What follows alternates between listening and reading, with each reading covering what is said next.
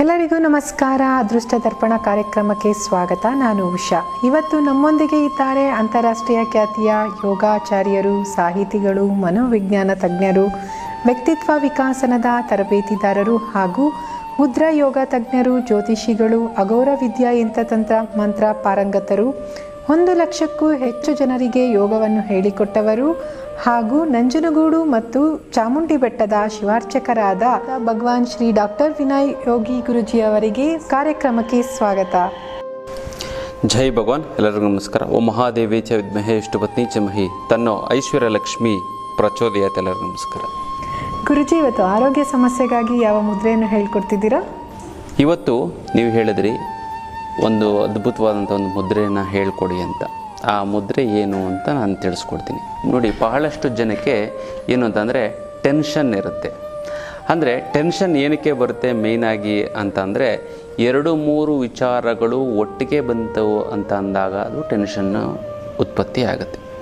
ಆ ಟೆನ್ಷನ್ನು ಏನಕ್ಕೆ ಬರುತ್ತೆ ಅಂತಂದರೆ, ಇವಾಗ ಟ್ರಾಫಿಕ್ ಜಾಮ್ ಆದಾಗ ಏನಾಗುತ್ತೆ, ಒಂದಕ್ಕೊಂದು ಮೂವ್ ಆಗಲ್ಲ. ಈಗ ಒಂದು ಕಾರ್ ಮುಂದೆ ಇನ್ನೊಂದು ಕಾರ್ ನಿಂತ್ಕೊಳ್ಳೋದು, 5-6 ಕಾರ್ ಒಟ್ಟಿಗೆ ನಿಂತ್ಕೊಳ್ಳುತ್ತೆ.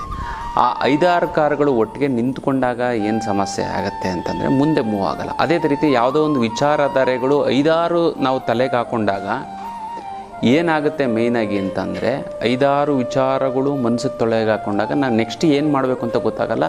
ಆವಾಗ ಮೈಂಡು ಕನ್ಫ್ಯೂಷನ್ಗೊಳಗಾಗುತ್ತೆ. ಮೈಂಡು ಕನ್ಫ್ಯೂಷನ್ಗಾಗಿ ಇನ್ನೂ ಯಾರೋ ಒಂದು ಸಡನ್ನಾಗಿ ಒಂದು ವಿಚಾರವನ್ನು ಹೇಳಿದಾಗ ಟೆನ್ಷನ್ ಆಗಿ ಇಮ್ಮಿಡಿಯೇಟಾಗಿ ಒಂದು ಸ್ಟ್ರೆಸ್ ಆಗುತ್ತೆ. ಆಟೋಮೆಟಿಕ್ಕಾಗಿ ಬೆವರು ಬರುತ್ತೆ, ಒತ್ತಡ ಆಗುತ್ತೆ, ಉಸಿರಾಟದಲ್ಲಿ ಏರಿಳಿತ ಆಗುತ್ತೆ. ಇದನ್ನು ಟೆನ್ಷನ್ ಅಂತ ಹೇಳ್ತೀವಿ. ಅದಕ್ಕೋಸ್ಕರ ನೀವು 5-6 ಆಲೋಚನೆಗಳು ಮಾಡಿದ್ರೂ ಕೂಡ ನಿಮಗೆ ಟೆನ್ಷನ್ ಆಗಬಾರ್ದು ಅಂದರೆ ಈ ಒಂದು ಮುದ್ರೆಯನ್ನು ಮಾಡಿ. ಇದು ಯಾಕೆಂದರೆ ಮುದ್ರೆಗಳಿಗೆ ರಾಜ ಅಂತ ಕರಿತೀವಿ. ನೋಡಿ, ಇದೇ ಜ್ಞಾನ ಮುದ್ರೆ. ನೋಡಿ, ಹೆಬ್ಬೆರಳು ಪ್ಲಸ್ ತೋರ್ಬೆರಳು, ಮಧ್ಯದ ಬೆರಳು, ಉಂಗುರದ ಬೆರಳು, ಕಿರುಬೆರಳನ್ನು ನೇರವಾಗಿರುವಂತೆ ಎಚ್ಚರ ವಹಿಸ್ತು ಅಂತಂದರೆ ಸಾಕು, ಇದು ಜ್ಞಾನ ಮುದ್ರೆ ಆಗುತ್ತದೆ.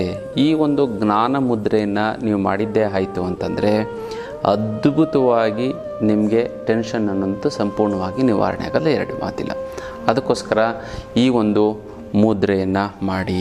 ಗೊತ್ತಲ್ಲ, ಏನಿಲ್ಲ, ಎಷ್ಟು ನಿಮಿಷ ಮಾಡಬೇಕು? ಕೇವಲ 10 ನಿಮಿಷ ಮಾಡ್ತು ಅಂತಂದರೆ ಸಾಕು. ಬೆಳಗ್ಗೆ 10 ನಿಮಿಷ, ಸಾಯಂಕಾಲ 10 ನಿಮಿಷ ಮಾಡ್ತಂದರೆ ನಿಮ್ಗೆ ಯಾವುದೇ ರೀತಿಯಂಥ ಟೆನ್ಷನ್ಗಳು ಆಗೋದಿಲ್ಲ. ಬೆಳಗ್ಗೆ ಎದ್ದ ತಕ್ಷಣ ಈ ಮುದ್ರೆ ಇಟ್ಕೊಂಡು ಒಂದು ಸಂಕಲ್ಪ ಮಾಡಿ, ನನಗೆ ಯಾವುದೇ ಕಾರಣಕ್ಕೂ ಇದು ಟೆನ್ಷನ್ ಆಗಬಾರ್ದು, ಇಷ್ಟೇ ಒತ್ತಡ ಬಂತು ಅಂತ ನಾವು ಟೆನ್ಷನ್ಗೆ ಒಳಗಾಗಬಾರ್ದು ಅಂತ ಅಂದ್ಕೊಂಡು ನೀವು ಮಾಡಿ. ಖಂಡಿತವಾಗ್ಲೂ ಕೂಡ ನಿಮಗೆ ಚೆನ್ನಾಗಾಗುತ್ತೆ, ಒಳ್ಳೆಯದಾಗ್ತಾ ಬರುತ್ತೆ. ಇದು ವಿಶೇಷವಾದೊಂದು ಮುದ್ರೆಯ ವಿಚಾರ. ಗುರುಜಿ, ನಾವೀಗಾಗಲೇ ಸಾಕಷ್ಟು ಬಾರಿ ಆಧ್ಯಾತ್ಮಿಕ ಪಯಣಕ್ಕೆ ಹೋಗಿ ಬಂದಿದ್ದೀವಿ. ಹಲವಾರು ಜನಕ್ಕೆ ಒಳ್ಳೆಯದಾಗಿದೆ. ಸಾಕಷ್ಟು ಜನ ನಮ್ಮನ್ನು ಕೇಳ್ತಿದ್ದಾರೆ. ಮತ್ತು ಯಾವಾಗ ಹೊರಟಿದ್ದೀರಾ ಆಧ್ಯಾತ್ಮಿಕ ಪಯಣದ ಬಗ್ಗೆ ತಿಳಿಸ್ಕೊಡಿ ಗುರುಜಿ. ಈ ಆಧ್ಯಾತ್ಮ ಪಯಣ ಎಲ್ಲಿ ಅಂತ ಈ ಸರಿ ನೋಡಿ, ಭಗವಂತ ಎಲ್ಲಿರ್ತಾನೆ ಅಂತಂದರೆ ಪ್ರಕೃತಿಯ ಮಡಿಲಲ್ಲಿ ಇರ್ತಾನೆ. ಪ್ರಕೃತಿ ಮಡಿಲು ಎಲ್ಲಿದೆ ಅಂತಂದರೆ ಕೇರಳದಲ್ಲಿ. ಈ ಆಧ್ಯಾತ್ಮ ಪಯಣ ಮಾಡೋದು ಏನಕ್ಕೆ? ಇವಾಗ ನಾವೊಂದು ಟೂರು ಪಿಕ್ನಿಕ್ಕು ಅಂತ ಹೋಗ್ತೀವಿ. ಮೇಯ್ನಾಗಿ ಆ ಟೂರು ಪಿಕ್ನಿಕ್ಕಿಗೆ ಹೋಗೋದು ಏನಕ್ಕೆ ಮೇಯ್ನಾಗಿ ಅಂದರೆ ನಮ್ಮ ಒಂದು ಮನಸ್ಸಿನ ಒಂದು ಸಂತೋಷಕ್ಕೋಸ್ಕರ. ಆಧ್ಯಾತ್ಮ ಚಿಂತನೆ ನಾವು ಹೋಗುವಂಥ ಒಂದು ಆಧ್ಯಾತ್ಮ ಪಯಣದಲ್ಲಿ ಆಧ್ಯಾತ್ಮಿಕ. ಮತ್ತು ಇನ್ನೊಂದೇನಂತಂದರೆ, ನಾನು ಕೆಲವೊಂದಾರು ಕೇರಳಗೆ ಕರ್ಕೊಂಡು ಹೋಗ್ತೀನಿ ಒಂದು ಜಾಗ. ಆ ಜಾಗದಲ್ಲಿರುವಂತಹ ಒಂದು ದೇವರ ದರ್ಶನ ಮಾಡ್ತು ಅಂತಂದರೆ ಸಾಕು, ಹಲವಾರು ನಿಮಗೆ ನೆಗೆಟಿವ್ ಎನರ್ಜಿ, ಕೆಟ್ಟ ಕರ್ಮಗಳು ಹೊರಟೋಗ್ಬಿಡುತ್ತೆ. ಗೊತ್ತಲ್ಲ. ಹಾಗಾಗಿ ನಾವು ಅನಂತ ಪದ್ಮನಾಭಕ್ಕೆ ನಾವು ಮತ್ತೆ ಹೋಗ್ತಾಯಿದ್ದೀವಿ. ಹೋದ ವರ್ಷ 2 ಸರಿ ಹೋಗಿ ಬಂದಿದ್ವಿ. ಈ ಸರಿ ಮತ್ತೆ ಹೋಗ್ತಾಯಿದ್ದೀವಿ. ಯಾಕಂದರೆ ತಿರುಪತಿ ತಿಮ್ಮಪ್ಪನಿಗಿಂತ ತುಂಬ ರಿಚ್ ಪರ್ಸನ್ ಯಾರು ಅಂತಂದರೆ ಅನಂತ ಪದ್ಮನಾಭ ಅಂತ ನಿಮಗೆಲ್ಲ ಆಲ್ರೆಡಿ ಗೊತ್ತಾಗ್ಬಿಟ್ಟಿದೆ. ಹಾಗಾಗಿ ಆ ಒಂದು ವೈಬ್ರೇಷನ್ಸ್ ನಮಗೆ ತಾಕ್ತು ಅಂತಂದರೆ ಸಾಕು, ನಮ್ಮಲ್ಲಿರುವಂತಹ ಒಂದು ಹಣಕಾಸಿನ ಸಮಸ್ಯೆ ನಿವಾರಣೆ ಆಗಿಬಿಡ್ತದೆ. ಮತ್ತೆಲ್ಲ ಮೂಲಾಧಾರ ಚಕ್ರ ಆಗುತ್ತೆ. ಇನ್ನೂ ಅನೇಕ ರೀತಿಯಾದಂಥ ಒಂದು ದೇವಾಲಯಗಳಿಗೆ ದರ್ಶನ ಕೊಡ್ತೀವಿ. ಮತ್ತು ಅಲ್ಲಿ ಕೆಲವೊಂದರ ತಂತ್ರಗಳನ್ನು ನಾನೇ ಖುದ್ದು ನಿಂತ್ಕೊಂಡು ಅಲ್ಲಿ ಮಾಡಿಸ್ತೀನಿ. ಅದಲ್ಲ, ಆವಾಗ ಪಿತೃದೋಷ ಆಗಿರ್ಬೋದು, ಶತ್ರುಬಾಧೆ ಆಗಿರ್ಬೋದು, ಒಂದು ದೇವರು ಇದೆ. ಆ ದೇವರು ಅಂತ ನಾನು ನಿಮ್ಗೆ ತಿಳಿಸ್ಕೊಡ್ತೀನಿ. ಆ ದೇವರು ನೀವು ಹೋಗ್ತು ಅಂತಂದರೂ ಸಾಕು, ಅಲ್ಲಿ ಈ ನೆಗೆಟಿವ್ ಎನರ್ಜಿ ಮಾಟ ಮಂತ್ರ ಮಚಾರ ಪಟ್ ಅಂತ ಹೊರಟೋಗ್ಬಿಡ್ತದೆ. ಮತ್ತು ಇನ್ನೊಂದು ವಿಷ್ಣು ಮಾಯಿ ಟೆಂಪಲ್ಲು ಅಂತ, ಅಲ್ಲಿ ಹೆಂಗಾಗತ್ತೆ ಅಂದರೆ, ಅಲ್ಲಿ ಹೋಯ್ತು ಅಂತಂದರೆ ಸಾಕು, ಬಡವ ಇದ್ದವನು ಕುಬೇರ ಆಗ್ಬಿಡ್ತಾನೆ, ದರಿದ್ರ ಇದ್ದವನು ಅದೃಷ್ಟವಂತ ಆಗ್ಬಿಡ್ತಾನೆ. ವಿಷ್ಣುವಿನ ಒಂದು ಮಾಯೆ, ಅದು ಅದ್ರ ಬಗ್ಗೆ ನಿಮ್ಗೆ ತಿಳಿಸ್ಕೊಡ್ತೀನಿ. ಆ ಒಂದು ನೀವು ಯಾಕಂದ್ರೆ ತುಂಬ ಜನ ಸೆಲೆಬ್ರಿಟೀಸು ಅಲ್ಲೆಲ್ಲ ಹೋಗಿ ಆಶೀರ್ವಾದ ಪಡ್ಕೊಂಡು ಇನ್ನಷ್ಟು ಚೆನ್ನಾಗಿದ್ದಾರೆ. ಬರೀ 5 ಕೋಟಿ 10 ಕೋಟಿ ಸಂಭಾವನೆ ತೊಗೊಳ್ತಾರೆ ಫಿಲಮ್ ಆಕ್ಟರ್ಸ್ಗಳೆಲ್ಲ. ಇವಾಗ 50 ಕೋಟಿ 100 ಕೋಟಿ ತೊಗೊಳಂಗಿರಲ್ಲ ಎಲ್ಲ ಆಗಿದ್ದಾರೆ. ಆ ಥರ ಒಂದು ಕೇರಳದಲ್ಲಿ ಅದ್ಭುತವಾದಂತಹ ಒಂದು ಪ್ರಕೃತಿ ಮಡಿಲಲ್ಲಿರುವಂತಹ ಒಂದು ದೇವಾಲಯಕ್ಕೆ ನಾವು ಭೇಟಿ ಕೊಡ್ತಾ ಇದ್ದೀವಿ. ಅದ್ರ ಬಗ್ಗೆ ಹೆಚ್ಚಿನ ಮಾಹಿತಿಗೆ ನಮ್ಮ ಒಂದು ಕಚೇರಿ ಆಫೀಸ್ಗೆ ನೀವು ಕಾಲ್ ಮಾಡಿ. ಯಾವುದೇ ಕಾರಣಕ್ಕೂ ಮಿಸ್ ಮಾಡ್ಕೊಳ್ಳೋಕೆ ಹೋಗ್ಬಿಡಿ. ಈ ಒಂದು ಆಧ್ಯಾತ್ಮ ಪಯಣನ ಮುಂದುವರಿಸ್ಬೇಕು, ನಿರಂತರವಾಗಿ ಮುಂದುವರಿಸ್ಬೇಕು ಅನ್ನೋಂಥದ್ದೇ ವಿಚಾರ. ಯಾಕಂದರೆ ಎಷ್ಟೊಂದು ಜನಕ್ಕೆ ಈ ಮಂತ್ರ ಹೇಳಿಕೊಟ್ರು ಹೇಳೋಕ್ಕಾಗಲ್ಲ, ತಂತ್ರ ಮಾಡಿ ಅಂತಂದ್ರೂ ಮಾಡೋಕ್ಕಾಗಲ್ಲ. ಈ ಆಧ್ಯಾತ್ಮ ಪಯಣದಲ್ಲಿ ಖುಷಿ, ಸಂತೋಷ, ನೆಮ್ಮದಿ ಮತ್ತು ದೇವರ ದರ್ಶನ ಮಾಡೋದನ್ನ ಕರ್ಮಗಳ ಒಂದು ವಿಯೋಗ, ಕರ್ಮಗಳು ಕೂಡ ಹೊರಟೋಗ್ಬಿಡ್ತವೆ. ಅಲ್ಲಿ ಹೋದರೆ ಸಾಕು. ಮತ್ತು ನಾನು ಒಂದು 7 ಕ್ಷೇತ್ರಕ್ಕೆ ಕರ್ಕೊಂಡು ಹೋಗ್ತಾ, ಆ 7 ಕ್ಷೇತ್ರಗಳು ಕೂಡ ಒಂದೊಂದು ಕ್ಷೇತ್ರಗಳು ಕೂಡ ಒಂದೊಂದು ಚಕ್ರಗಳ ಆಕ್ಟಿವೇಶನ್ ಆಗ್ತಾ ಬರುತ್ತೆ, ಗೊತ್ತಲ್ಲ. ಹಾಗಾಗಿ ಆ ಒಂದು ಅದ್ಭುತವಾದಂತಹ ಒಂದು ಕ್ಷೇತ್ರಕ್ಕೆ ನೀವು ಭೇಟಿ ಕೊಟ್ಟಿದ್ದೆ ಆಯಿತು ಅಂದರೆ ನಿಮಗೆಲ್ಲ ಅದಕ್ಕೆ ಊಟ ತಿಂಡಿ ವ್ಯವಸ್ಥೆ ಎಲ್ಲವನ್ನು ಕೂಡ ನಾವು ನಮ್ಮ ಒಂದು ಟ್ರಸ್ಟ್ ವತಿಯಿಂದ ನಾವು ಮಾಡಾಗ ಹೋಗ್ತೀವಿ. ಹೆಚ್ಚಿನ ಮಾಹಿತಿಗೆ ನಮ್ಮ ಒಂದು ಆಫೀಸ್ಗೆ ನೀವು ಕರೆ ಮಾಡಿದ್ದನ್ನು ನೀವು ತಿಳ್ಕೊಬೋದು. ಹಾಗಂತ ಅದ್ಭುತವಾದಂಥ ಒಂದು ಆಧ್ಯಾತ್ಮ ಪಯಣ, ಆ ಆಧ್ಯಾತ್ಮ ಪಯಣಕ್ಕೆ ನೀವು ಮಿಸ್ ಮಾಡದೆ ಎಲ್ಲ ಬರಲಿ. ಮತ್ತು ನೀವು ಬನ್ನಿ, ಮತ್ತು ನಿಮ್ಮ ಮನೆಯವ್ರಿಗೂ ಕೂಡ ಆ ಒಂದು ದೈವಿ ದರ್ಶನವನ್ನು ಮಾಡಿಸಿ ಅಂತ ನಾನು ತಿಳಿಸ್ಕೊಡ್ತಾ ಇದ್ದೀನಿ ಅಲ್ಲ. ಇದು ಅತ್ಯದ್ಭುತವಾದಂಥ ಒಂದು ಆಧ್ಯಾತ್ಮದ ಪಯಣದ ವಿಚಾರ. ಗುರುಜಿ, ಆದಷ್ಟು ಜಾತಕಗಳನ್ನು ಪರಿಶೀಲಿಸಿ ಮದುವೆಗಳನ್ನು ಮಾಡಿಸಿದ್ದೀರಾ. ನಮ್ಮ ಪ್ರೀತಿಯ ವೀಕ್ಷಕರಿಗೆ ಐಶ್ವರ್ಯ ಮ್ಯಾಟ್ರಿಮೋನಿ ಆ್ಯಪ್ ಬಗ್ಗೆ ತಿಳಿಸ್ಕೊಡಿ. ಅನೇಕ ರೀತಿಯಾದಂತಹ ಒಂದು ಜಾತಕಗಳು ಬರ್ತವೆ. ಜಾತಕ ಪರಿಶೀಲನೆ ಎಷ್ಟೊಂದು ಗುರುಗಳೇ ಇನ್ನೂ ಮದುವೆ ಆಗಿಲ್ಲ, ಗುರುಗಳೇ ಇನ್ನೂ ಮದುವೆ ಯಾವಾಗ ಮಾಡಿದ್ರೆ ಗುರುಬಲ ಬರುತ್ತೆ, ಯಾವಾಗ ಕಂಕಣ ಭಾಗ್ಯ ಇದೆ ಅಂತ ಕೇಳ್ತಾರೆ. ಮತ್ತು ಗುರುಗಳೇ ಇನ್ನೂ ನಿಮಗೆ ಯಾರು ಗೊತ್ತಿತ್ತು ಅಂತಂದರೆ ನೀವು ಹೇಳಿ, ಯಾಕಂದರೆ ನಿಮಗೆ ಜಾತಕ ಹೊಂದಾಣಿಕೆ ಮಾಡೋದ್ರಲ್ಲಿ ನೀವು ತುಂಬ ಚೆನ್ನಾಗಿ ಹೊಂದಾಣಿಕೆ ಮಾಡ್ತೀರಾ. ನೀವು ಮಾಡಿದ್ದ ಜಾತಕದಲ್ಲಿ ಎಷ್ಟೊಂದು ಜನಕ್ಕೆ ಒಳಿತನ ಕಂಡ ಮಕ್ಕಳಾಗಿದೆ, ತುಂಬ ಚೆನ್ನಾಗಿದೆ, ಮದುವೆ ಆಗಿದೆ, ಮಕ್ಕಳೆಲ್ಲ ಚೆನ್ನಾಗಿದ್ದಾರೆ. ಅದಕ್ಕೆ ಒಳ್ಳೆ ಜಾತಕ ಬಂತು ಅಂದರೆ ನೀವು ಯಾವ್ದಾರು ಇತ್ತು, ಒಂದು ಒಳ್ಳೆ ವಧು ಇತ್ತು ಅಂದರೆ, ಒಂದು ಹುಡುಗ ಇತ್ತು ಅಂತಂದರೆ, ಮದುವೆ ಹುಡುಗಿ ಇತ್ತು ಅಂತಂದರೆ ನೀವು ಹೇಳಿ ಅಂತ ಸುಮಾರು ಜನ, 100 ಜನ ನಮಗೆ ನಮ್ಮ ಆಫೀಸ್ ಕಚೇರಿಗಳಿಗೆ ಬರ್ತಾನೆ ಇರುತ್ತೆ. ಅದಕ್ಕೋಸ್ಕರ ನಾವೇನು ಮಾಡಿದರೆ ಐಶ್ವರ್ಯ ವಧುವರರ ವೇದಿಕೆ ಅಂತ ಮಾಡಿದ್ವಿ. ಅದು ಐಶ್ವರ್ಯ ಮ್ಯಾಟ್ರಿಮೋನಿ. ಇದು ಆ್ಯಪು ಕೂಡ ಇದೆ, ಮತ್ತು ನಮ್ಮ ಒಂದು ವೆಬ್ಸೈಟು ಕೂಡ ಇದೆ. ಅದರಲ್ಲೂ ಕೂಡ ನೀವು ರಿಜಿಸ್ಟರ್ ಆಗ್ಬೋದು. ಮತ್ತು ಒಳ್ಳೊಳ್ಳೆ ಜಾತಕ ಬರುತ್ತೆ.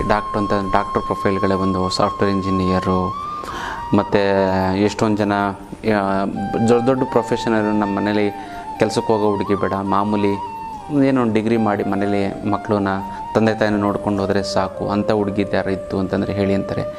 ಎಲ್ಲ ರೀತಿಯಾದಂತಹ ನಿಮ್ಮದೇ ಸಮುದಾಯದ ನಿಮ್ಮದೇ ಬಾಳ ಸಂಗಾತಿಯನ್ನು ಆರಿಸ್ಕೊಳ್ಳೋಂಥ ಒಂದು ಅದ್ಭುತವಾದಂಥ ಒಂದು ವೇದಿಕೆಯನ್ನು ನಿರ್ಮಾಣ ಮಾಡಿದ್ದೀವಿ. ಅದು ವಧುವರರ ಮಾಹಿತಿ ಕೇಂದ್ರ. ಇಲ್ಲಿ ಅದ್ಭುತವಾದಂಥ ಒಂದು ಮಾಹಿತಿ ಸಿಗ್ತಾ ಬರುತ್ತೆ. ಎಲ್ಲ ಸಮುದಾಯದವ್ರದ್ದು ಕೂಡ ಇರುತ್ತೆ. ನಮ್ಮ ಹಿಂದೂ ಸಂಪ್ರದಾಯದ ಪ್ರಕಾರ ಅರೇಂಜ್ ಮ್ಯಾರೇಜ್ಗೆ ನಾವು ಹೆಚ್ಚು ಪ್ರಿಫರೆನ್ಸ್ನ ನಾವು ಕೊಡ್ತಾ ಹೋಗ್ತಾ ಇದ್ದೀವಿ. ಅದಕ್ಕೋಸ್ಕರ ಈ ಒಂದು ಅದ್ಭುತವಾದಂತಹ ಒಂದು ಮ್ಯಾಟ್ರಿಮೋನಿಗೆ ನೀವೆಲ್ಲ ಜಾಯ್ನ್ ಆಗಿ ಮತ್ತು ಬೇರೆಯವ್ರಿಗೂ ಕೂಡ ತಿಳಿಸಿ. ಸುಮಾರು ಜನಕ್ಕೆ ಈಗ ಆಲ್ರೆಡಿ ಒಂದು 40 ಮದುವೆ ನಮ್ಮ ಕಡೆಯಿಂದ ಆಗಿದೆ. ಅಂದರೆ ಜಾತಕ ನೋಡಿ, ಇದೊಂದು ಜಾತಕ ಇದೆ, ಇಲ್ಲೊಂದು ಕಡೆ ಇದ್ದಾರೆ ಅಂತ ಸುಮ್ಮನೆ ಈ ಥರ ಮಾಮೂಲಿ ವಿಚಾರಗಳನ್ನು ತಿಳಿಸೇ ಎಷ್ಟೊಂದು ಜನಕ್ಕೆ ಮದುವೆ ಆಗಿದೆ. ಹಾಗಾಗಿ ಇದನ್ನು ಒಂದು ಪರಿಪಕ್ವತೆಯಿಂದ ನಾವು ಒಂದು ಸಂಪೂರ್ಣವಾಗಿ ಒಂದು ತೊಡಗಿಸ್ಕೊಂಡು ಒಂದು ವೇದಿಕೆ ಅಂತಲೇ ಮಾಡಿಬಿಟ್ಟಿದ್ದೀವಿ. ಇನ್ನೂ ಹೆಚ್ಚು ಜನಗಳು ನೀವು ಭಾಗಿಯಾಗ್ತದೆ ಸಮಾವೇಶ ಮಾಡ್ತೀವಿ. ನಮ್ಮ ಆಶ್ರಮದಲ್ಲೇ ಸಮಾವೇಶ ಮಾಡ್ತೀವಿ. ಆವಾಗ ಏನು ಅಂತ ಯಾರ ಮನೆಗೂ ಹೋಗಂಗಿಲ್ಲ. ಗಂಡು ಸೆಟ್ ಆಯಿತು, ಎಲ್ಲ ಇಲ್ಲೇ ನೋಡ್ಕೋತಾರೆ, ಮಾತಾಡ್ಕೋತಾರೆ. ಹುಡುಗ ಅಪ್ಪ ಅಮ್ಮ ತಂದೆ ತಾಯಿ ಮತ್ತು ಹುಡುಗಿ ತಂದೆ ತಾಯಿಗಳು ಬರ್ತಾರೆ, ಮಾತಾಡ್ಕೋತಾರೆ. ಇಷ್ಟ ಆಯಿತು ಅಂತಂದರೆ ಮುಂದುವರಿತಾರೆ, ಇಲ್ಲ ಅಂತಂದರೆ ಬೇರೆ ಯಾವುದಾದ್ರು ಇದ್ದರೆ ಹೇಳಿ ಗುರುಗಳೇ ಅಂತಾರೆ. ಇಲ್ಲೇ ಮಾತಾಡ್ಕೋತಾರೆ. ಯಾರ ಮನೆಗೆ ಹೋಗಿ ಅಯ್ಯೋ ಗಂಡು ಸೆಟ್ ಆಗಿಲ್ಲ ಅನ್ನೋದಾಗಲಿ, ಹುಡುಗಿ ಸೆಟ್ ಆಗಿಲ್ಲ ಅಂತ ಬೇಜಾರಾಗೋದಿಲ್ಲ. ಇಲ್ಲಿ ಒಂದೇ ಕಡೆ 5-6 ಜನ ಗಂಡು ಬಂದಿರ್ತಾರೆ, ಒಂದೇ ಕಡೆ 5-6 ಜನ ವಧುಗಳು ಅಂತಂದರೆ ಹೆಣ್ಮಕ್ಳು ಬಂದಿರ್ತಾರೆ, ಅವ್ರ ತಂದೆ ತಾಯಿಗಳು ಬಂದು ಎಲ್ಲವನ್ನು ನೀವು ಸಂಪೂರ್ಣವಾಗಿ ಮಾಡಬೇಕು ಅನ್ನುವಂಥ ಒಂದು ಉದ್ದೇಶ ನಮ್ಮದು. ಹಾಗಾಗಿ ಈ ಒಂದು ವೇದಿಕೆಗೆ ನಿಮ್ಮೆಲ್ಲರ ಒಂದು ಸಂಪೂರ್ಣವಾದಂಥ ಸಹಕಾರ ಇರಬೇಕು. ಮತ್ತು ಹೆಚ್ಚಿನ ಮಾಹಿತಿಗೆ ನಮ್ಮ ಒಂದು ಆಫೀಸ್ಗೆ ಕಾಂಟ್ಯಾಕ್ಟ್ ಮಾಡಿ. ತುಂಬ ಪ್ರೊಫೈಲ್ಸ್ ಇದ್ದಾವೆ, ಕಡಿಮೆ ಅಂತ ಒಂದು 5,000 ಪ್ರೊಫೈಲ್ಗಳಿದ್ದಾವೆ. ಅದನ್ನು ಬಂತು ಅಂತ ನಾವು ನಮ್ಮ ಒಂದು ಏನು ಸಿಬ್ಬಂದಿ ಇದ್ದಾರೆ ಅದನ್ನೆಲ್ಲ ಹೊಂದಿಸಿ ನಿಮಗೆ ನೋಡಿ ಇದಾಗುತ್ತಾ ಅಂತ ನಿಮಗೆ ಅದನ್ನು ಮ್ಯಾಚ್ ಮಾಡಿ, ಪರ್ಫೆಕ್ಟ್ ಮ್ಯಾಚ್ ಮೇಕಿಂಗ್ ಅಂತ ಹೇಳ್ತೀವಿ. ಒಂದು 5-6 ಪ್ರೊಫೈಲ್ ನಿಮ್ಗೆ ಸಿಕ್ತು ಅಂತಂದರೆ ನಿಮ್ಗೆ ತುಂಬ ಅನುಕೂಲ ಆಗ್ತಾ ಬರುತ್ತೆ. ಹಾಗಾಗಿ ನೀವು ನಿಮ್ಗಾಗಿ ನಿಮ್ಮ ಆಲ್ರೆಡಿ ಮದುವೆ ಆಗಿದೆ, ನೀವು ಬೇರೆಯವ್ರಿಗೆ ತಿಳಿಸಿ ಅವ್ರಿಗಾರು ಒಂದು ಅನುಕೂಲ ಆಗಲಿ ಅನ್ನೋಂಥದ್ದು ಉದ್ದೇಶ ಇದು. ಹಾಗಾಗಿ ಈ ಒಂದು ಐಶ್ವರ್ಯ ಮ್ಯಾಟ್ರಿಮೋನಿ, ಐಶ್ವರ್ಯ ವಧುವರರ ಮಾಹಿತಿ ಕೇಂದ್ರಕ್ಕೆ ನೀವೆಲ್ಲ ಒಂದು ಸಂಪೂರ್ಣ ಸಹಕಾರ ಕೊಟ್ಟು ನೀವು ಇದಕ್ಕೆ ರಿಜಿಸ್ಟರ್ ಮಾಡಿ ಜಾಯ್ನ್ ಆಗಬೇಕು ಅಂತ ನಾನು ಕೇಳ್ಕೊತಾ ಇದ್ದೀನಿ ಅಲ್ಲ. ಇದು ಮ್ಯಾಟ್ರಿಮೋನಿ ಮತ್ತು ವಧುವರ ಮಾಹಿತಿ ಕೇಂದ್ರದ ವಿಚಾರ. ಗುರುಜಿ, ಸಾಕಷ್ಟು ಜನ ಹಣಕಾಸಿನ ಸಮಸ್ಯೆ, ಸಾಲಬಾಧೆಯಿಂದ ಒದ್ದಾಡ್ತಿರ್ತಾರೆ. ಅಂಥವ್ರಿಗೆ ಪಾರಾಗಲು ಒಂದು ಸುಲಭವಾದ ಪರಿಹಾರನೂ ತಿಳಿಸ್ಕೊಡಿ ಗುರುಜಿ. ಇನ್ನು ನೀವು ಕೇಳಿದ್ರಿ ಅಷ್ಟಲಕ್ಷ್ಮಿ ಯಂತ್ರದ ವಿಚಾರ. ನೋಡಿ, ಅಷ್ಟಲಕ್ಷ್ಮಿ ಯಂತ್ರ ಅಂತಂದರೆ ಈಗ ತಾನೇ ಒಬ್ಬರು ನಮ್ಗೆ ಹೇಳ್ತಾಯಿದ್ದೆ ಬಡವರ ಬಂಧು ಅಂತ. ಬಡವರ ಬಂಧು ಅಂತಂದರೆ ಎಂಥ ಸಮಸ್ಯೆ ಇದು, ಈ ಅಷ್ಟಲಕ್ಷ್ಮಿ ಯಂತ್ರವನ್ನು ಮನೆಯಲ್ಲಿ ಬಿಟ್ಟು ಪ್ರತಿಷ್ಠಾಪನೆ ಮಾಡ್ತಂದರೆ ಹೆಂಗೋ ನಿಮಗೆ ದುಡ್ಡು ಬಂದುಬಿಡುತ್ತೆ ಗೊತ್ತಲ್ಲ. ಈ ಅಷ್ಟಲಕ್ಷ್ಮಿ ಯಂತ್ರ ವಿಶೇಷ ಅಂತಂದರೂ ಬರಬೇಕಾಗಿರೋ ದುಡ್ಡು ಬರ್ತಾ ಇಲ್ಲ ಅಂತಂದರೆ, ಕೊಡೋರಿಗೆ ಕೊಡೋಕ್ಕಾಗ್ತಾಯಿಲ್ಲ ಅಂದರೆ, ಸಿಕ್ಕಾಪಟ್ಟೆ ಸಾಲ ಆಗಿತ್ತು ಅಂತಂದರೆ, ಗುರುಗಳೇ ದುಡ್ಡು ನೀರು ಥರ ಖರ್ಚಾಗ್ತಾ ಹೋಗುತ್ತೆ, ಎಲ್ಲಿ ಹೋಗುತ್ತೆ ಎಲ್ಲ ಗೊತ್ತಾಗ್ತಾ ಇಲ್ಲ. ಸಾಲದವರು ಫೋನ್ ಮೇಲೆ ಫೋನು, ಮೆಸೇಜ್ ಮೇಲೆ ಮೆಸೇಜ್, ಮನೆ ಹತ್ರ ಬಂದು ಗಲಾಟೆ ಮಾಡ್ತೀನಿ ಇಲ್ಲ ಅಂತಂದರೆ ಅಂತ ಏನು ಮಾಡೋದು ಗುರುಗಳೇ ಅಂತ. ಅದಕ್ಕೆಲ್ಲ ಏಕೈಕ ರಾಮಬಾಣ ಅಂತಂದರೆ ಅಷ್ಟಲಕ್ಷ್ಮಿ ಯಂತ್ರ. ಈ ಅಷ್ಟಲಕ್ಷ್ಮಿ ಯಂತ್ರವನ್ನು ಮನೆ ಇಟ್ಟು ಪ್ರತಿಷ್ಠಾಪನೆ ಮಾಡಿದ್ದೇ ಆಯಿತು ಅಂತ ಅದು ಎಂಥದ್ದೇ ಸಮಸ್ಯೆ ಇದೆ, ಎಂಥದ್ದೇ ಹಣಕಾಸಿನ ಸಮಸ್ಯೆಯಿಂದ ನಿವಾರಣೆ ಆಗಿಬಿಡುತ್ತೆ. 6 ತಿಂಗಳು ನಿಮ್ಮ ಸಾಲ ತೀರೋಗ್ಬಿಡುತ್ತೆ. ಬೇಡ 6 ತಿಂಗಳು, ಅಟ್ಲೀಸ್ಟ್ ಅರ್ಧ ತೀರೋಗಲಿ, ನಿಮ್ಮ ಎಷ್ಟೊಂದು ಹಗುರ ಆಗಿಬಿಡುತ್ತೆ. 1 ವರ್ಷದಲ್ಲಿ ಫುಲ್ ತೀರಲಿ ಗೊತ್ತಲ್ಲ. ಇದು ಕರ್ಮ ಕಳೆದಿದ್ರೆ ಮಾತ್ರ ತೊಗೊಳಕ್ಕಾಗೋದು, ಎಲ್ಲರೂ ಅಷ್ಟು ಸುಲಭವಾಗಿ ತೊಗೊಳೋದಕ್ಕಾಗೋದಿಲ್ಲ. ಇದಕ್ಕೆ ಮುಟ್ಟು ಕಟ್ಟು ಚಟ್ಟು ಮಡಿ ಮೈಲಿಗೆ ಸೂತ್ಕ ಗಿತ್ಕ, ವೆಜ್ಜು ನಾನ್ ವೆಜ್ಜು, ಜಾತಿ ಗೀತಿ, ದಿಕ್ಕು ಗಿಕ್ಕು ಆ ಥರದ್ದೇನು ಇಟ್ಟರೆ ಸಾಕೋ ಕೆಲಸ. ದೇವ್ರ ಮಲ್ಲಾರು ಇಡ್ಬೋದು, ಬೀರಿನಲ್ಲಾದರೂ ಕೂಡ ಇಡ್ಬೋದು. ಪ್ರತಿದಿನ ಪೂಜೆ ಮಾಡಲೇಬೇಕು ಅಂತ ಕಂಡೀಷನ್ನು ಏನಿಲ್ಲ. ಪೂಜೆ ಮಾಡಲಿಲ್ಲ ಅಂತಂದರೂ ಕೂಡ ನಡೀತಾ ಹೋಗುತ್ತೆ. ಅದಕ್ಕೋಸ್ಕರ ಈ ಒಂದು ಅಷ್ಟಲಕ್ಷ್ಮಿ ಥರನ ಇಟ್ಟು ಪೂಜೆ ಮಾಡಿ ತುಂಬ ಚೆನ್ನಾಗಾಗುತ್ತೆ. ನಿಮ್ಗೆ ಎಲ್ಲ ರೀತಿಯಂತಂದು ಸಮಸ್ಯೆ, ನಿಮಗೇನೋ ಹಣಕಾಸಿನ ಸಮಸ್ಯೆ ಇತ್ತು ಅಂತಂದರೆ ಫಸ್ಟು ನೆನೆಸ್ಕೊಳ್ಳಿ ಅಷ್ಟಲಕ್ಷ್ಮಿ ಯಂತ್ರ ಮನೆಗೆ ಬಂತು ಅಂತಾರೆ, ಸಾಲ್ವ್ ಆಗುತ್ತೆ ಅಂತ ಅಂದ್ಕೊಳ್ಳಿ. ಎಷ್ಟೊಂದು ಜನ ತೊಗೋಬೇಕು ಅಂತ ಆಗೋದೇ ಇಲ್ಲ. ಹೇಳಿ ಗುರುಗಳೇ 3 ವರ್ಷದಿಂದ ಟ್ರೈ ಮಾಡ್ತಾಯಿದ್ದೀನಿ, ಆಗ್ತಾಯಿಲ್ಲ ಗುರುಗಳೇ, ಇವಾಗ ಬಂದಿದ್ದೀನಿ ಅಂತ. ಅದಕ್ಕೆ ನೀವು ಏನಿಲ್ಲ 21 ಬಾರಿ ಸಂಕಲ್ಪ ಮಾಡಿ ಸಾಕು. ನಿಮಗೆ ಯಾವುದೋ ರೀತಿ ನಿಮ್ಮ ಮನೆಗೆ ಆ ಅಷ್ಟಲಕ್ಷ್ಮಿ ಬಂದು ನಿಮಗೆ ಗೊತ್ತಿದ್ದಂಗೆ ಅದು ತಲುಪುತ್ತೆ, ಅಥವಾ ನಿಮಗೆ ಅದು ಪ್ರೇರೇಪಣೆಯಾಗಿ ಬಂದು ನಿಮ್ಮ ಒಂದು ಮನೆಯಲ್ಲಿ ಪ್ರತಿಷ್ಠಾಪನೆ ಆಗ್ತಾಳೆ ಆ ತಾಯಿ. ಅದೆಲ್ಲ ಸಾಕ್ಷಾತ್ ಲಕ್ಷ್ಮೀ ದೇವಿಯನ್ನಲ್ಲಿ ಆವಾಹನೆ ಮಾಡಿರ್ತೀವಿ. ಖಂಡಿತವಾಗ್ಲೂ ಕೂಡ ಅದನ್ನು ನೀವು ಸಂಕಲ್ಪ ಮಾಡ್ಕೊಳ್ಳಿ, ಖಂಡಿತವಾಗ್ಲೂ ನಿಮಗೆ ಸಿಗುತ್ತೆ. ತುಂಬ ಚೆನ್ನಾಗುತ್ತೆ. ಹಣಕಾಸಿನ ಸಮಸ್ಯೆ ಏನಿತ್ತು ಅಂತಂದರೆ ಮರೆತು ಬಿಡಿ, ಬೇರೆದ್ರ ಬಗ್ಗೆ ಯೋಚನೆ ಮಾಡಿ ಗೊತ್ತಲ್ಲ. ಇದು ವಿಶೇಷವಾದಂತಹ ಅಷ್ಟಲಕ್ಷ್ಮಿ ಯಂತ್ರದ ವಿಚಾರ.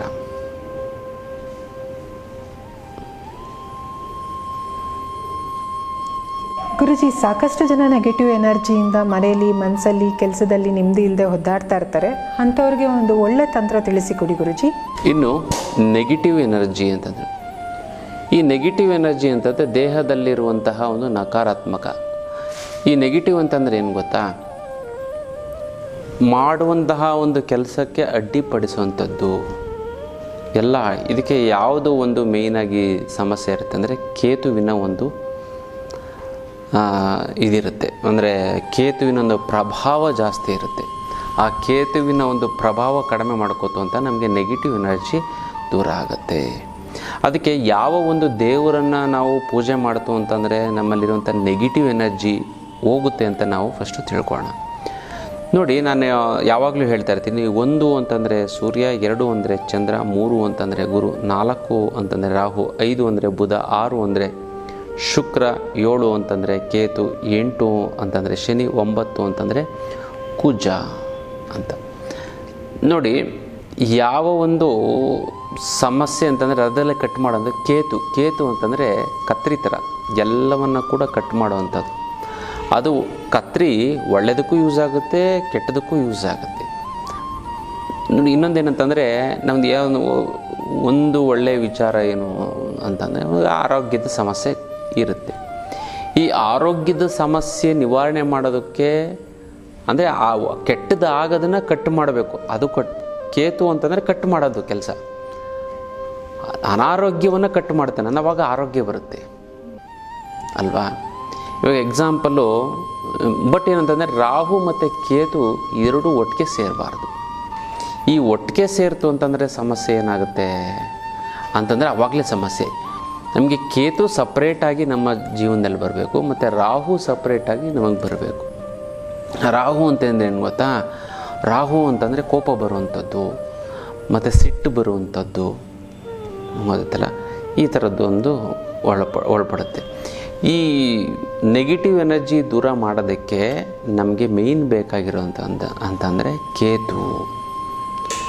ಒಳ್ಳೆಯದನ್ನು ಇದು ಮಾಡೋದಕ್ಕೂ, ಇವಾಗ ಚಾಕು ಒಳ್ಳೆಯದಕ್ಕೂ ಯೂಸ್ ಮಾಡ್ಕೋಬೋದು ಮತ್ತು ಕೆಟ್ಟದಕ್ಕೂ ಯೂಸ್ ಮಾಡ್ಬೋದು. ಈ ಚಾಕುವನ್ನು ತರಕಾರಿ ಕಟ್ ಮಾಡೋದಕ್ಕೆ ಯೂಸ್ ಮಾಡ್ತಾರೆ ಅಲ್ವಾ? ಮತ್ತು ಈ ಕೇತು ಅಂತಂದು ತರಕಾರಿ ಕಟ್ ಮಾಡೋಕ್ಕೆ ಯೂಸ್ ಮಾಡ್ತಾರೆ. ಪ್ರತಿಯೊಂದಿಗೂ ಇರಲೇಬೇಕು, ಗೊತ್ತಲ್ಲ. ಕೆಟ್ಟದ್ದಾಗೋದನ್ನು ಕೂಡ ಅದೇ ರೀತಿ ಕಟ್ ಮಾಡೋದಕ್ಕೆ ನಮಗೆ ಕೇತುವಿನ ಆರಾಧನೆ ಮಾಡೋದ್ರಿಂದ ಕೂಡ ನಮಗೆ ನೆಗೆಟಿವ್ ಎನರ್ಜಿ ಹೋಗುತ್ತೆ. ಇದಕ್ಕೆ ಏನು ಮಾಡಬೇಕು ಅಂತಂದರೆ ನೋಡಿ, ಎಂತಹ ಸಮಸ್ಯೆ ಇದ್ದರೂ ಕೂಡ, ಎಂಥ ನೆಗೆಟಿವ್ ಎನರ್ಜಿ ಇತ್ತು ಅಂತಂದರೆ ಈ ಒಂದು ತಂತ್ರವನ್ನು ಮಾಡೋದ್ರಿಂದ ನೆಗೆಟಿವ್ ಎನರ್ಜಿ ಹೊರಟೋಗ್ಬಿಡ್ತದೆ. ಯಾವುದು ಆ ಒಂದು ತಂತ್ರ ಅಂತ ನಾನು ತಿಳಿಸ್ಕೊಡ್ತೀನಿ, ಗೊತ್ತಲ್ಲ. ನೋಡಿ, ಯಾವುದೇ ಒಂದು ಸಮಸ್ಯೆ ಆಗಿರ್ಬೋದು, ಗೊತ್ತಲ್ಲ, ಆ ಸಮಸ್ಯೆಗೆ ಅಂದರೆ ಬ್ರೇಕ್ ಹಾಕಬೇಕು. ಬ್ರೇಕ್ ಹಾಕೋದಕ್ಕೆ ಕೇತು. ಇವಾಗ ಎಕ್ಸಾಂಪಲ್, ನಿಮ್ಗೆ ಅನಾರೋಗ್ಯದ ಸಮಸ್ಯೆ ಇರುತ್ತೆ, ಅಥವಾ ಯಾರೋ ನಿಮಗೆ ದುಡ್ಡು ಕೊಡ್ತಾ ಇಲ್ಲ, ಅಥವಾ ಮನೆಯಲ್ಲಿ ಯಾರೋ ನಿಮಗೆ ತೊಂದರೆ ಮಾಡ್ತಾಯಿದ್ದಾರೆ, ಅಥವಾ ಶತ್ರುವಿನ ಬಾಧೆ ಇದಾಗುತ್ತೆ. ನೀವೇನು ಮಾಡಬೇಕು ಅಂತ ಅವರ ಹೆಸರುಗಳನ್ನೆಲ್ಲ ಪರಿಗಣಿಸ್ಬೇಕು, ಅಂದರೆ ತಗೋಬೇಕು. ಅವರ ಹೆಸರುಗಳನ್ನೆಲ್ಲ ನೀವು ತೆಗೆದುಕೊಂಡು ನೀವು ಏನು ಮಾಡಬೇಕು ಮೇಯ್ನಾಗಿ ಅಂತಂದರೆ, ನೀವು ಅವ್ರ ಹೆಸರುಗಳನ್ನ ಒಂದು ಬಿಳಿ ಹಾಳೆ ಮೇಲೆ ಬರೆದುಬಿಟ್ಟು, ಅಂತಂದರೆ ಈ ಬಿಳಿ ಹಾಳೆ ಮೇಲೆ ಬರೆದು ಅದ್ರ ಕೆಳಗಡೆ 7 7 7 7 7 7 7 ಅಂತ ಬರೀಬೇಕು. ಫಸ್ಟು ಮೇಲ್ಗಡೆ ಬರಬೇಕು, ಇಂಥವರಿಂದ ನನಗೆ ಈ ಥರ ಸಮಸ್ಯೆ ಆಗ್ತಾಯಿದೆ, ಅವನು ನನಗೆ ಹಿಂಸೆ ಕೊಡ್ತಾ ಇದ್ದಾನೆ, ಹೊಡಿತಾ ಇದ್ದಾನೆ, ಬೈತಾ ಇದ್ದಾನೆ, ಅಥವಾ ಜಗಳ ಮಾಡ್ತಾಯಿದ್ದಾನೆ, ಅಥವಾ ನನ್ನ ದಾರಿಗಡ್ಡ ಬರೀತಾನೆ ಅಂತ ಅದು ಸಂಪೂರ್ಣವಾಗಿ ಒಂದು A4 ಸೈಜ್ ಪೇಪರ್ ತೆಗೆದುಕೊಂಡು ಒಂದು ಬಿಳಿ ಹಾಳೆ ತೆಗೆದುಕೊಂಡು ಬರೆದು ಅದರಲ್ಲಿ 7 7 7 7 7 7 ಅಂತಂದರೆ ಎಷ್ಟು ಬರೀಬೇಕು ಅಂದರೆ 70 ಬಾರಿ ಬರೀಬೇಕು. ಯಾಕಂದರೆ 71 ಕೂಡ 7. ಇದನ್ನು ನೀವು ಬರೆದುಬಿಟ್ಟು ನೀವೇನು ಮಾಡಬೇಕು, ಒಂದು ಬಿಳಿ ಹಾಳೆಗೆ ಅದರ ಮೇಲೆ ಏನಾಗಬೇಕು ಅಂತಂದರೆ ಈ ಭಸ್ಮ ಬರುತ್ತಲ್ಲ, ವಿಭೂತಿಯನ್ನು ಹಾಕಿ ಅದನ್ನು ಮಡಿಸ್ಬೇಕು. ಮಡಿಸ್ಬಿಟ್ಟು ನೀವೇನು ಮಾಡಬೇಕು ಅಂತಂದರೆ ಅದ್ರ ಮೇಲೆ ಒಂದು ಇಡೀ ಕರ್ಪೂರ ತೆಗೆದುಕೊಂಡು ಅದ್ರ ಮೇಲೆ ಹಾಕಿ ಅದನ್ನು ಸುಟ್ಟಾಕಬೇಕು. ಆವಾಗ ಆತ ಏನು ಮಾಡ್ತಾಯಿದ್ದೆ, ನಿಮಗೆ ತೊಂದರೆ ಮಾಡ್ತಾನೆ ಬರೋದಿಲ್ಲ, ಅದು ಕಟ್ಟಾಗುತ್ತೆ. ಇವಾಗ ನಿಮಗೇನೋ ನಿಮ್ಗೆ ಬೈಯಕ್ಕೆ ಬರ್ತಾರೆ, ಹೊಡೆಯೋಕ್ಕೆ ಅವಮಾನ ಮಾಡೋಕ್ಕೆ ಬರ್ತಾಯಿರ್ತಾರೆ, ನಿಮ್ಮ ದಾರಿಗಡ್ಡ ಬರ್ತಾರೆ, ಅದು 7 7 7 ಬರೋದ್ರಿಂದ ಮತ್ತು ಅದನ್ನು ಸುಟ್ಟಾಕೋದ್ರಿಂದ ನಿಮಗೆ ಅದು ಕಟ್ಟಾಗ್ತಾ ಬರುತ್ತೆ. ಇದೆಲ್ಲ ವಿಶೇಷವಾದ ತಂತ್ರ. ಅದನ್ನು ನೀವು ಮಾಡಿ ನೋಡಿ, ತುಂಬ ಚೆನ್ನಾಗಾಗುತ್ತೆ, ತುಂಬ ಒಳ್ಳೆಯದಾಗ್ತಾ ಬರುತ್ತೆ ಅಂತಲ್ಲ. ಇದು ವಿಶೇಷವಾದಂಥ ಇದು ದೇಹದಲ್ಲಿರುವಂತಹ ನೆಗೆಟಿವ್ ಎನರ್ಜಿ ಇದ್ದು ಕೂಡ ನನಗೆ ಅನಾರೋಗ್ಯದ ಸಮಸ್ಯೆ ಇದೆ, ನನಗೆ ಅದು ಹೊರಟೋಗ್ಲಿ ಅಂತ ಬರೀಬೇಕು, ಅಥವಾ ನಮಗೆ ಶತ್ರುಬಾಧೆ ಇತ್ತು ಅನ್ನೋದು ಹೊರಟೋಗ್ಲಿ ಅಂತ ಬರೀಬೇಕು, ಗೊತ್ತಲ್ಲ. ಈ ಥರದ್ದು ಯಾವುದೇ ರೀತಿಯ ಮತ್ತು ನನಗೆ ನಿಮಗೇನು ತೊಂದರೆ ಇಲ್ಲ, ಆದರೂ ಕೂಡ ಮುಂದೆ ತೊಂದರೆ ಆಗೋದಿಲ್ಲ ಅಂತ ಏನು ಗ್ಯಾರಂಟಿ? ಮತ್ತು ಮುಂದೆ ಯಾವುದೇ ರೀತಿಯಾದಂತಹ ಒಂದು ಕೆಟ್ಟದ್ದು ಸಂಭವಿಸಬಾರ್ದು, ಕೆಟ್ಟದ್ದು ಸಂಭವಿಸಿದ್ರೆ ಅದು ಅಲ್ಲದಕ್ಕೆ ಕಟ್ಟಾಗಲಿ ಅಂತ ನೀವು ಬರೀಬೇಕು. ಈ ಥರ ನೀವು ಯಾವಾಗ ಬರೀಬೇಕು ಅಂತ, ಭಾನುವಾರದ ದಿನ, ಪ್ರತಿ ಭಾನುವಾರದ ದಿನ 7 ಭಾನುವಾರ ನೀವು ಇದನ್ನು ಬರೀತು ಅಂತಂದರೆ ನಿಮಗೆ ಯಾವುದೇ ರೀತಿಯಾದಂಥ ಒಂದು ಕೆಟ್ಟದ್ದು ಸಂಭವಿಸೋದೇ ಇಲ್ಲ. ಆಮೇಲೆ ಸ್ವಲ್ಪ ಒಂದು ಗ್ಯಾಪ್ ಬಿಡಿ, ಮತ್ತೆ ಯಾವಾಗಲೂ ನಿಮ್ಗೊಂದು 3 ತಿಂಗಳು 6 ತಿಂಗಳು ನಿಮಗೆ ಕೆಟ್ಟದ್ದು ಸಂಭವಿಸ್ತಾ ಇದೆ, ನಮಗೇನೋ ತೊಂದರೆ ಆಗ್ತಾಯಿದೆ ಅಂತಂದಾಗ ಮತ್ತೆ ಈ ಒಂದು ತಂತ್ರವನ್ನು ತುಂಬ ಸುಲಭವಾಗಿ ಒಂದು 5 ನಿಮಿಷದಲ್ಲಿ ಮಾಡಿಬಿಡ್ಬೋದು. ಮಾಡ್ತು ಅಂತಂದರೆ ಕಂಪ್ಲೀಟಾಗಿ ಕ್ಲಿಯರ್ ಆಗಿಬಿಡುತ್ತೆ. ಇದನ್ನು ಮಾಡ್ಕೊಳ್ಳಿ, ತುಂಬ ಚೆನ್ನಾಗಾಗುತ್ತೆ, ತುಂಬ ಒಳ್ಳೆಯದಾಗ್ತಾ ಬರುತ್ತೆ. ಇದು ದೇಹದಲ್ಲಿರುವಂತಹ ನೆಗೆಟಿವ್ ಅಲ್ಲ, ಮನೆಯಲ್ಲಿರುವಂತಹ ನೆಗೆಟಿವ್ ಅಲ್ಲ, ನಮ್ಮ ಮನಸ್ಸಲ್ಲಿರುವಂತಹ ನೆಗೆಟಿವ್, ಎಲ್ಲ ರೀತಿಯಂಥ ಒಂದು ನೆಗೆಟಿವ್ ಎನರ್ಜಿನ ಸಂಪೂರ್ಣವಾಗಿ ಈ ಒಂದು ಅದ್ಭುತವಾದಂಥ ಒಂದು ತಂತ್ರ ಮಾಡೋದ್ರಿಂದ ನಿಮಗೆ ನಿವಾರಣೆ ಆಗಿಬಿಡುತ್ತೆ. ಗೊತ್ತಲ್ಲ, ಇದು ವಿಶೇಷವಾದಂಥೊಂದು ತಂತ್ರದ ವಿಚಾರ.